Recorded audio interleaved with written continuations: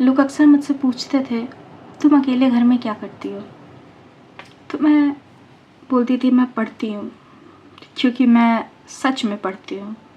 पर मैं सिर्फ वो चीज़ें नहीं पढ़ती हूँ जो मुझे इस दुनिया में जीने के लिए ज़रूरी हैं। मैं वो चीज़ें भी पढ़ती हूँ जो मेरी रूह को ज़िंदा रखने के लिए ज़रूरी हैं।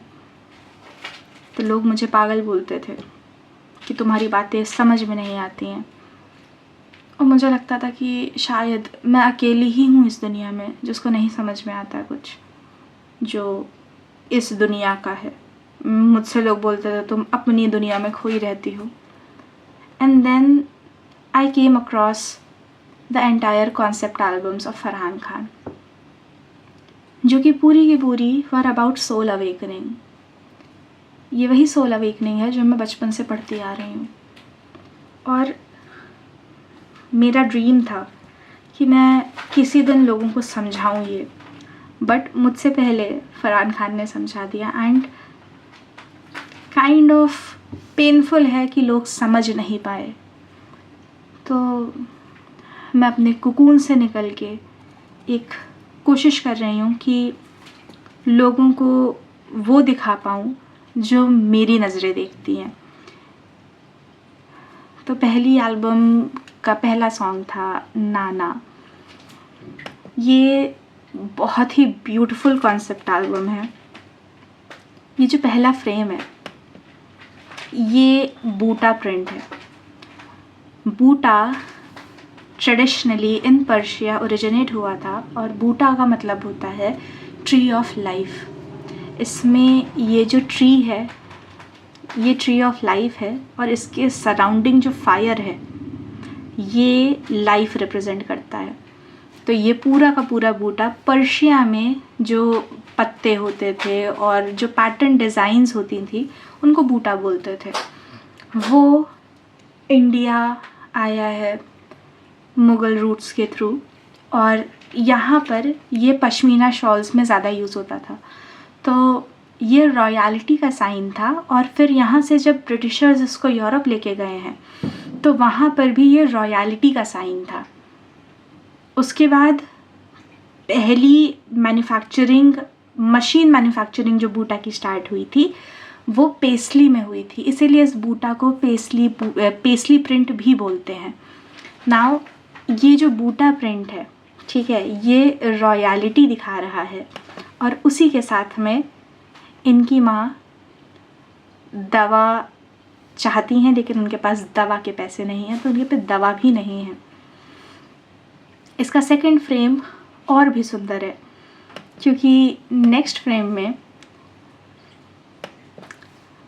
फरहान खान, जो कि खान साहब की आइडेंटिटी एंड अलिफ की आइडेंटिटी पोर्ट्रे कर रहे हैं, ही इज़ वेयरिंग चेक।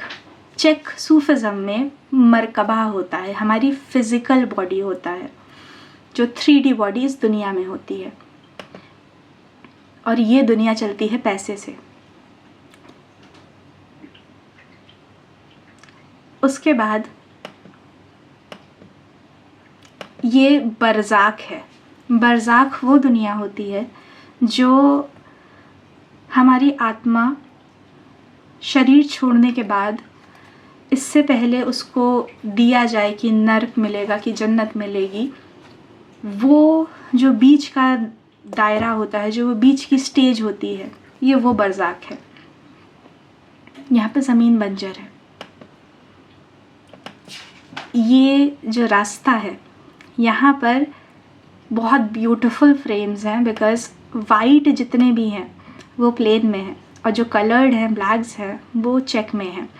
ये डुअलिटी ऑफ लाइफ सिग्निफाई करता है। मतलब हमारी ये जो दुनिया है वो या तो सही या तो गलत में मानती है, पर सही और गलत केवल 2 रास्ते हैं, लेकिन तीसरा भी होता है। हमारी दुनिया में हम लोग सही और गलत में ही उलझ के रह जाते हैं। तो ये जो गली है जिससे ये निकल रहे हैं ये बरज़ाक में है। ये इम्पॉर्टेंट है क्योंकि यहाँ पर हमें इश्क हकीकी और इश्क मजाजी, जो 2 तरह के इश्क होते हैं, उसके बारे में पता चलता है। इश्क हकीकी वो होता है जो हम खुदा से करते हैं, और इश्क मजाजी वो होता है जो हम इस दुनिया में करते हैं। जो पीछे ये डोम है जिसमें से लाइट आ रही है, इस लाइट को नूर बोलते हैं, और ये जो दरवाज़ा है जहाँ से रोशनी आ रही है इसको बाबल नूर बोलते हैं। यही है तजल्ली। और पीछे से जब हम देखते हैं तो इस्लामिक आर्किटेक्चर में दो बहुत ही इम्पॉर्टेंट चीज़ें होती हैं, मिहराब और मिंबर। मिहराब होता है वो तरफ जिधर मक्का होता है, जिस तरफ नमाज़ पढ़ी जाती है, और मिंबर वो स्टेज होता है, वो पिलर होता है जहाँ से इमाम नमाज़ पढ़ाते हैं और सारे सरमन्स होते हैं। तो यहाँ पे पीछे से लाइट है। यही इमेजरी रिवर्स्ड है बाकी सॉन्ग्स में, जैसे कि रुदाली एंड जवाब दे। वहाँ पर पीछे से रोशनी नहीं आ रही है, तो वो सिग्निफाई कर रहा है कि ये आदमी अंदर, अपने अंदर जा रहा है, अपनी गहराइयों में जा रहा है। उसके बाद ये लिरिक्स होते हैं जो कि बहुत ही पावरफुल हैं। इस सीन के बाद एक बहुत इम्पॉर्टेंट फ्रेम है जिसमें कबूतर होते हैं एंड वो उड़ते हुए दिखाए गए हैं। ये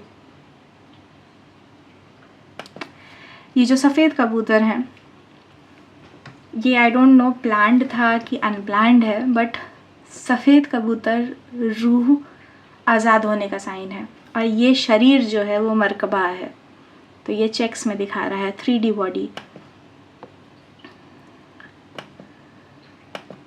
ये सीन इसलिए पावरफुल है क्योंकि ये मिंबर पर खड़े होकर एक सरमन दे रहा है, बता रहा है कि इसने ये दुनिया में जो जो किया वो इस दुनिया ने मजबूर किया इसको करने को। तो ये बरज़ाख में अभी अपने फ़ैसले का इंतज़ार कर रहा है कि क्या मेरे साथ जो हुआ, जो मैंने किया, वो सही था कि गलत था।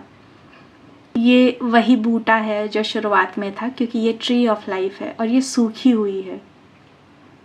तो मतलब ये जानता है कि इसने जो भी किया वो सही नहीं था, लेकिन सही और गलत के आगे भी एक दुनिया है, ये उसी दुनिया में है।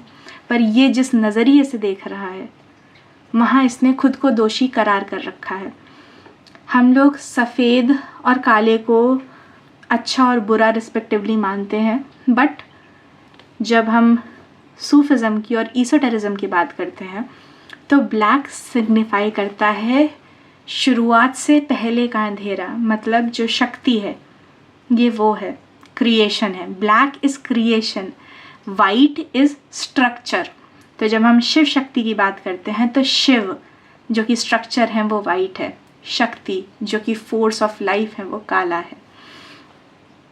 एंड यही रिवर्स इमेजरी आगे के सीन्स में भी है।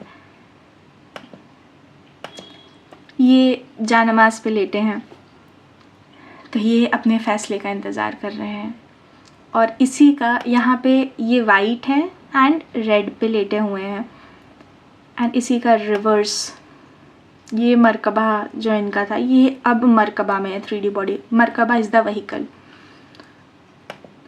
एंड में जो सीन है यहाँ ब्लैक बॉडी है, एंड ये जो पैटर्न है ये पैटर्न फिर से सेक्रेड ज्योमेट्री है। इसमें ट्रायंगल्स बने हैं एंड स्क्वायर्स हैं, रेक्टेंगल्स हैं। ये सेक्रेड ज्योमेट्री का पार्ट होता है जो कि 3D बॉडी सिग्निफाई करता है फिर से।